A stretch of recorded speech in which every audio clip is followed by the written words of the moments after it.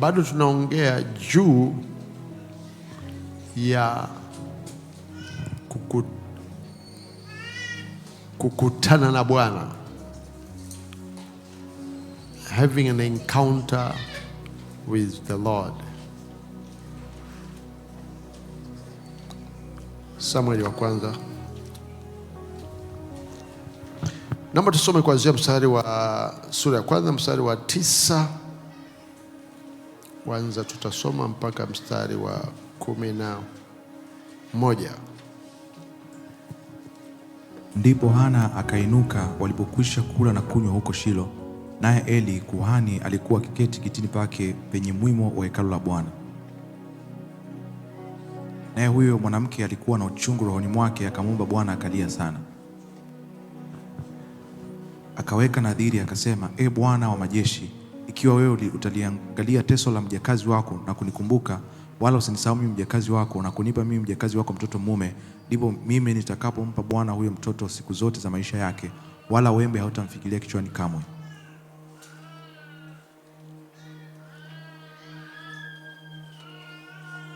Amen.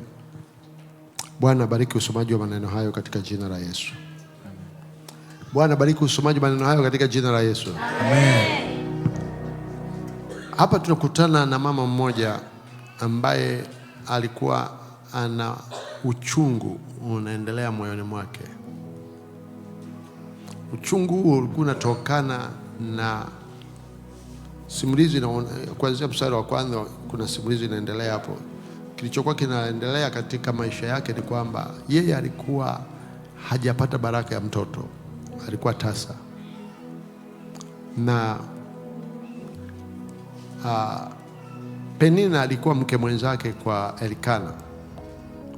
Penina alikuwa akizaa mara kwa mara na alikuwa akimdhihaki Hana, pamoja na kwamba mume wake alimpenda zaidi kuliko Penina, lakini mama na mtoto ni vitu tofauti. Kwa hiyo akaendelea katika hayo machungu. Kadri mwenzake alivyokuwa anamdhihaki, ndivyo machungu alivyokuwa yanaongezeka na siku zilikuwa zinaenda. Na hapa ndio tunapata simulizi kwamba akamlilia Mungu sana, na alikuwa mtu ambaye ana hofu ya Mungu. Kuna mateso mengine yanakupata sio kwa sababu umetenda dhambi, ila ni kwa sababu unampenda Mungu sana.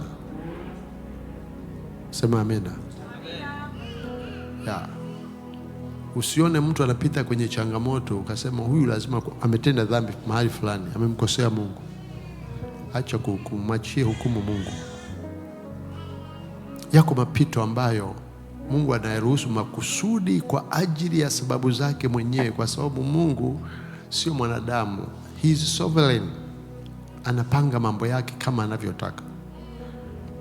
Wiki la Pentecost tuliona jinsi ambavyo kuna encounter au kuna nyakati ambazo Mungu anakutana na wanadamu, si kwa sababu mwanadamu amemtafuta, ila kwa sababu Mungu ameamua kumkutana naye.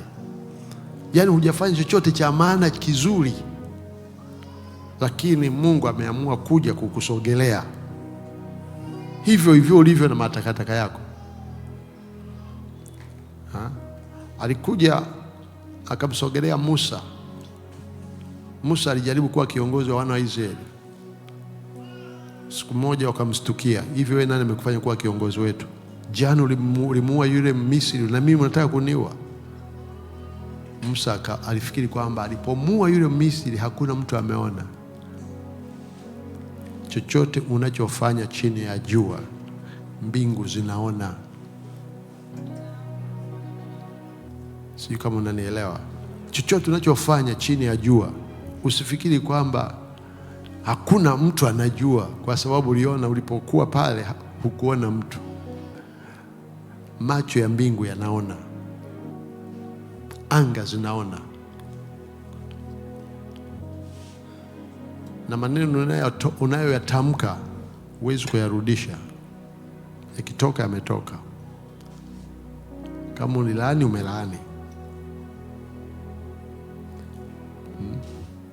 Kwa hiyo ni muhimu sana, jiangalie sana unapokuwa umekasirika, usiongee, kwa sababu hakuna mwanadamu wa maana yoyote ambaye anaongeaga vizuri akikasirika. Karibu kila mmoja anaongea hovyo, alafu baadaye anakuja kujuta wakati hawezi kuyatoa yale maneno aliyoyasema. Sasa Hana alipita katika haya mateso, akafanya maamuzi mazito. Sema maamuzi mazito. Ya,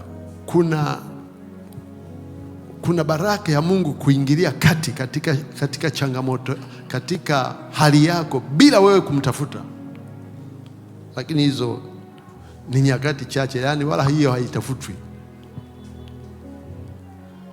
Musa alikuwa na shughuli zake tu, anaendelea kuchunga mifugo ya baba mkwe.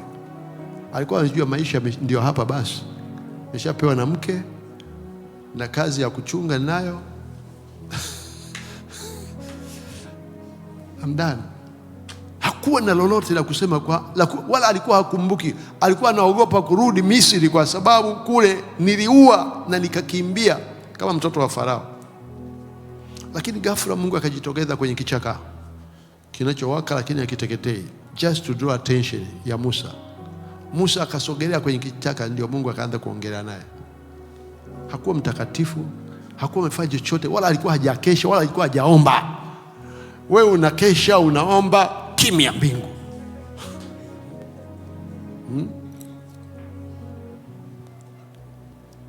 Sasa kwa nini Mungu ananyamaza? Yeye Mungu anajua. Utajua baadaye.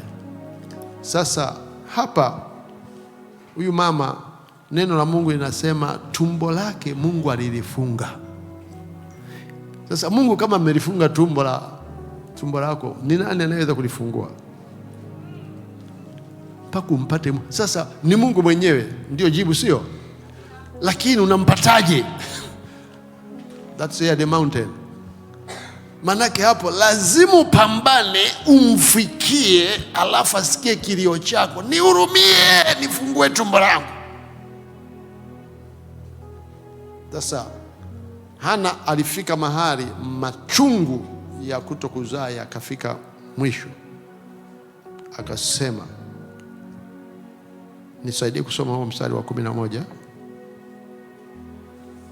Akaweka nadhiri akasema, Bwana wa majeshi, ikiwa wewe utaliangalia teso la mjakazi wako na kunikumbuka, wala usinisahau mimi mjakazi wako na kunipa mimi mjakazi wako mtoto mume, ndipo mimi nitakapompa Bwana huyo mtoto siku zote za maisha yake, wala wembe hautamfikiria kichwani kamwe. Haleluya. Kwa hiyo hapa tunaona machungu yake, ambia Bwana wa majeshi, ikiwa utamwangalia teso la mjakazi wako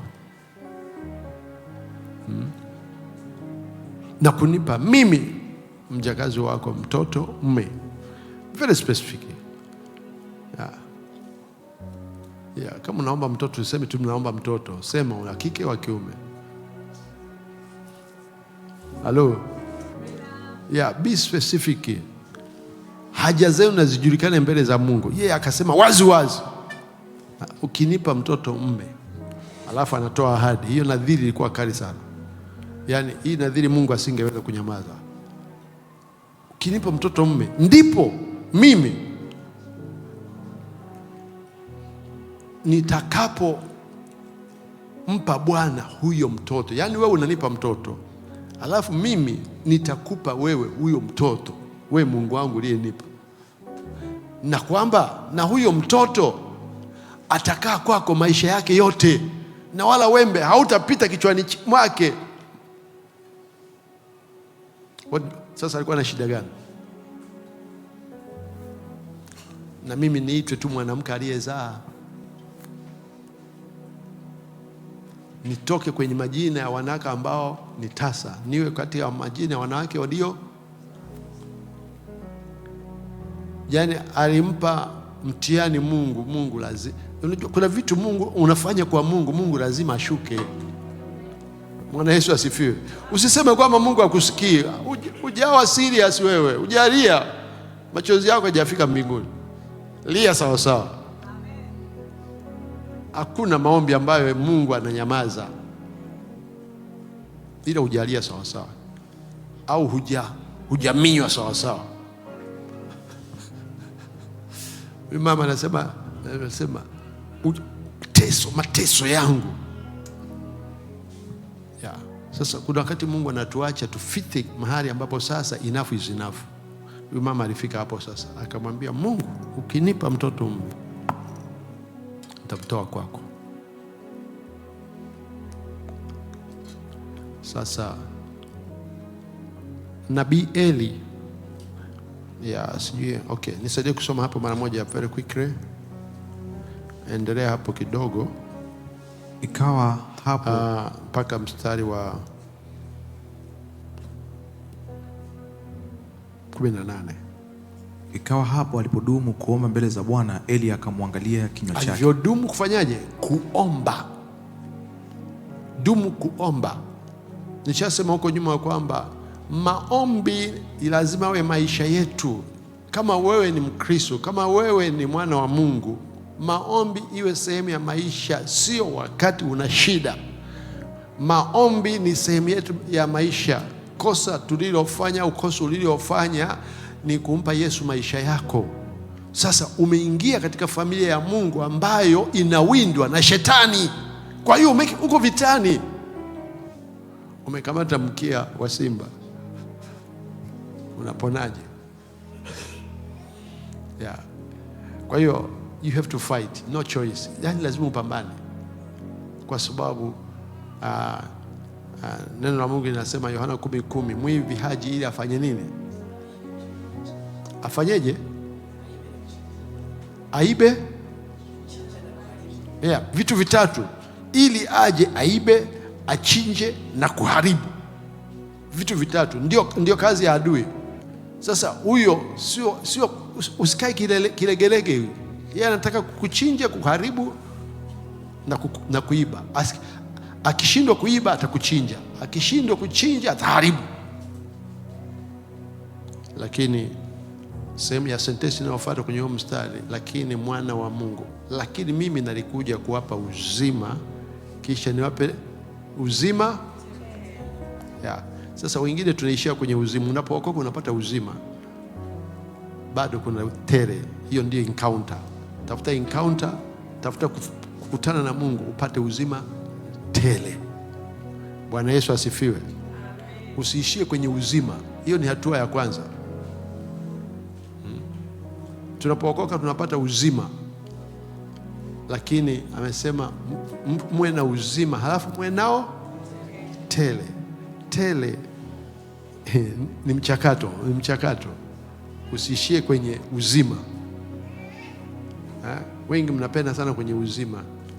Mshaokoka, mmeokoka basi, lakini unasahau kwamba kuna wenzako wanaenda kwenye tele. Tafuta tele, fukuzia tele. Sasa wale wanaenda mbali wanatafuta tele. BCC tunishatoka kwenye uzima, tunatafuta tele. Haleluya. Tuko kwenye uzima tele. Ndio maana tunamng'ang'ania Roho Mtakatifu ili tuende kwenye uzima tele.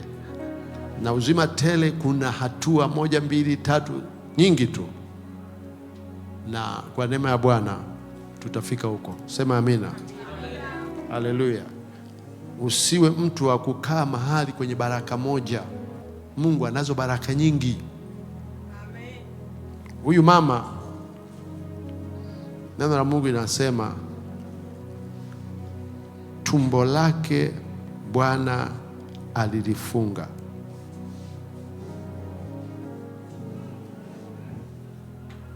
Na alijua kwamba Bwana amelifunga. Kwa hiyo akasema, akatoa hiyo ahadi, hiyo nadhiri, kafanya hiyo nadhiri.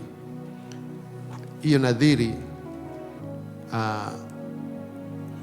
naweza kuilinganisha na yale maneno aliyosema yule mwanamke Mkananayo. Mwanamke Mkananayo ya katika, tusome na hiyo alafu tutaenda Mathayo 15.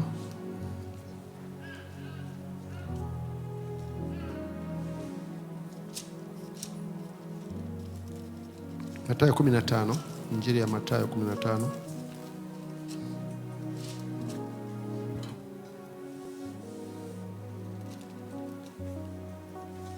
Ya 15 mstari wa 21. Hebu tusome hiyo mwanamke Mkananayo hapo haraka sana, kuanzia 21 mpaka 28 haraka. Yesu akaondoka huko akaenda kando pande za Tiro, na tazama mwanamke Mkananayo wa mipaka ile akatokea akampazia sauti akisema, unirehemu Bwana, mwana wa Daudi, binti yangu amepagawa sana na pepo. Wala yeye hakumjibu neno, nao wanafunzi wake wakamwendea wakamuomba wakisema, mwache aende zake, kwa maana anapiga kelele nyuma yetu. Akajibu, wanafunzi wanasemaje? Mwache aende zake, maana anapiga kelele nyuma yetu. Anatupigia kelele. Yesu, mwana wa Daudi, nirehemu. Yesu amenyamaza. Yesu alinyamaza, hakujibu chochote. Akaendelea yule amenyamaza. Wanafunzi wakamsaidia kujibu, mwambie huyu aende zake, anatupigia kelele. Alafu Yesu akaongea sasa. Bwana Yesu asifiwe. Ng'ang'ania mpaka Yesu aongee. Ng'ang'ania mpaka Yesu aongee. Vikwazo vitakuwepo, protocol na mabouncer watakuwepo, ushers watajaribu kuzuia nini. Tumeambiwa na mchungaji hapa mtu asipite. Sasa wewe kama una kilio cha Bwana, hakuna cha protocol, hakuna cha ushers, hakuna cha mchungaji. Haleluya. Yeah. Unaposonga mambo mazito, yani taratibu zingine zote zinakaa pembeni. Usikii cha mtu, unasema kilio changu kinanivusha hivyo vikwazo vyote. Kilio chako lazima kivuke vikwazo vyote. Endelea uone mama huyu asiendelea. Yesu wakanyamaza, alafu Yesu akaongelea. Akajibu akasema, sikutumwa ila kwa kondoo waliopotea wa nyumba ya Israeli. Yesu akasema, sikutumwa ila kwa kondoo wa nyumba ya Israeli. Ndio mara ya kwanza anaongea Yesu baada ya wanafunzi kumwambia aondoke. Kwa hiyo neno la kumwambia aondoke, Yesu akasema kwa huyu mama, sikutumwa ila kwa kondoo wa nyumba ya Israeli. Okay, yule mama aliondoka. Soma mstari unaofuata. Naye akaja akamsujudia.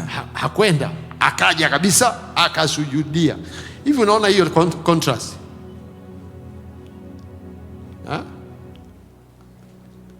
Alipewa neno ambalo anatakiwa ageuke na aondoke. Yesu mwenyewe ndio yuko namna hii. Ndio haya maneno ya kuniambia mtu mwenye shida, mimi nifikiri na upendo.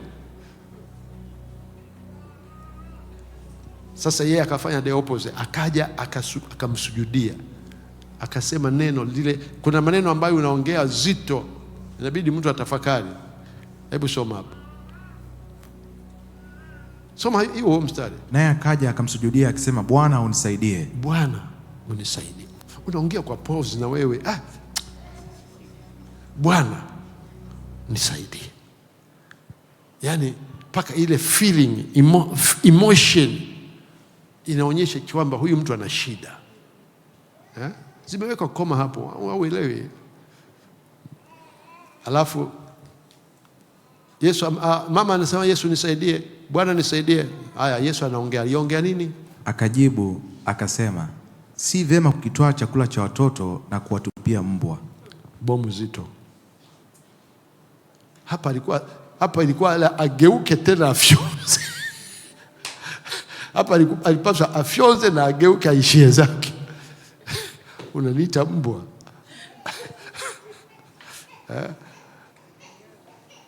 Ingekuwa mzarabu hapo wewe, pagechimbika hapo. Je, huyo mama aliondoka? Tupe mstari unaofuata.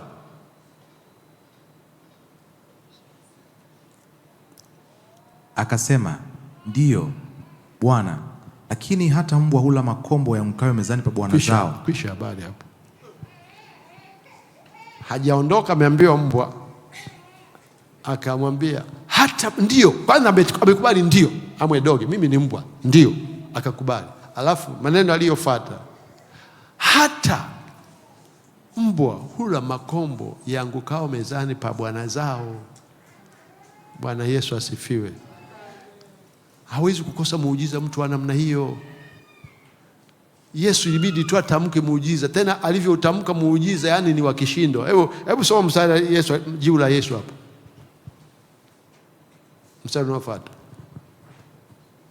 Ndipo Yesu akajibu akamwambia, mama, imani yako ni kubwa. Kwanza sasa anatoa compliment sasa. Mama, imani yako ni kubwa.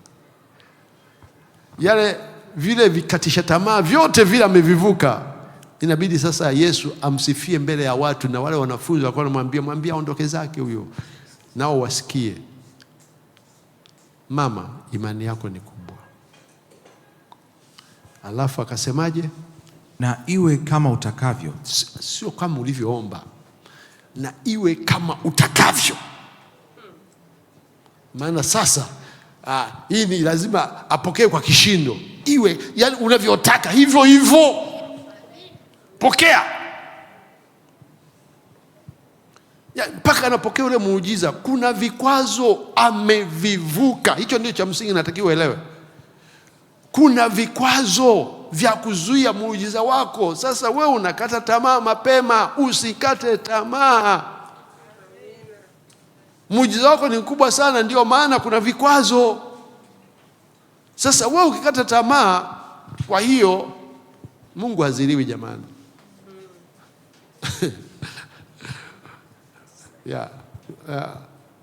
Ukizira kwa Mungu yani wewe ndio unaisha. Huyo ni Mungu jamani. Ana uamuzi wa kukutupa shimoni, ana uamuzi wa kukuacha hivyo hivyo. Anao wengi kwanza watoto. Sasa wewe amekupa ka upendeleo kadogo, naanza kulinga. Yule mama akapokea muujiza wake kama atakavyo. Nini kilichomfanya yule mama apokee muujiza wake? Kwanza alikuwa serious, hakuwa tayari kukatishwa tamaa na chochote.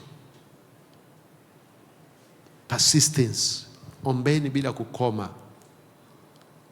Unapigwa teke, usiondoke. Unatukanwa, usiondoke. Ng'ang'ania. Ving'ang'anizi wanapata baraka zao. Hana, namalizia kwenye Hana. Turudi kwa Hana. Samueli.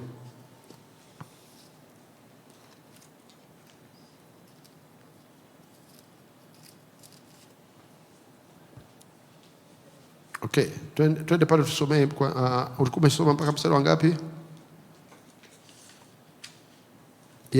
Naomba usome kuanzia mstari wa 12 twende mpaka mstari wa 18. Ikawa hapo alipodumu koma mbele za Bwana, Eli akamwangalia kinywa chake. Endelea. Basi Hana alikuwa kinena moyoni mwake, midomo yake tu ilionekana kama anena. Midomo yake ilionekana, yani ilikuwa inacheza yani kama hivi, lakini sauti haisikiki. Kuhani, sasa huyu ni kuhani. Eli alikuwa kuhani mkuu wakati ule, chief high priest, lakini Bwana alikuwa amemwacha kwa sababu alikuwa na madhambi yake, na roho alikuwa amemwacha, alikuwa hayuko naye, alikuwa hajajiriwa na Bwana muda. Sasa maneno aliyosema baada ya kuona mdomo unacheza, kwa hiyo mama soma. Sauti yake sisikiwe, kwa hiyo huyo Eli alimdhania kuwa amelewa. Endelea mstari unaofuata. Ndipo Eli akamwambia, je, utakuwa mlevi hata lini? Kuhani mkuu anasema hivyo, wewe mwanamke, mama analia mbele za Mungu. Kuhani anasema utakuwa mlevi hata lini? Endelea. Achilia mbali divai yako. Halafu ilikuwa asubuhi. Hana akajibu, walevi wengi hawanywi asubuhi. Angalau wanajistai asubuhi. Sasa mwanamke, asubuhi umelewa, That was too bad. Kwa hiyo ikamuumiza zaidi Hana.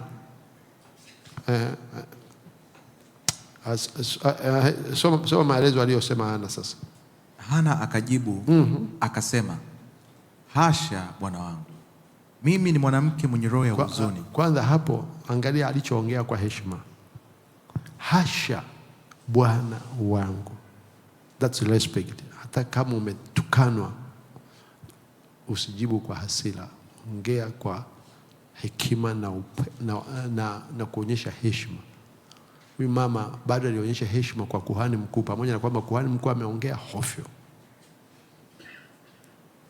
Niwahi kuwa mahali fulani, mchungaji akamsemea maneno fulani mtu aliyekuwa anamshauri. Yule mtu akaongea, yalikuwa maneno makali kidogo kutoka kwa mchungaji. Yule mtu akaongea, ndio wewe mchungaji fulani, ndio hiki hivi. Hapa hamna mchungaji kabisa hapa. Was I heard from my ears. Hamna kitu hapa. Mchungaji anaongea hivyo. Hapa ni kuhani mkuu anaongea.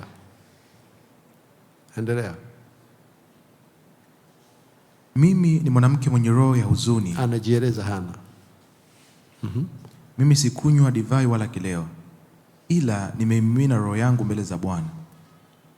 Sikunywa divai ila nimeimimina roho yangu kwa Bwana. Hapo akili zikamrudi na roho akamrudia Eli. Mstari unaofuata, usimzanie mjakazi wako kuwa ni mwanamke asiyefaa kitu. Anaendelea Hana, usimjalie mjakazi wako. Bado anaongea kwa heshima. Mjakazi maana yake I'm the nobody. Kuwa mwanamke asiyefaa kitu. Endelea. Kwa kuwa katika wingi wa kuugua kwangu na kusikitika kwangu ndivyo nilivyonena hata sasa. Haya. Eli akajibu. Ndipo Eli akajibu akasema, enenda kwa amani, na Mungu wa Israeli akujalie haja yako uliyomwomba. Hallelujah. Bwana Yesu asifiwe. Sijui unaona hivi vitu vinafanana kwa mwanamke Mkanani na hapa kwa Hana. Wote walikuwa ving'ang'anizi kwa ajili ya kupokea miujiza yao.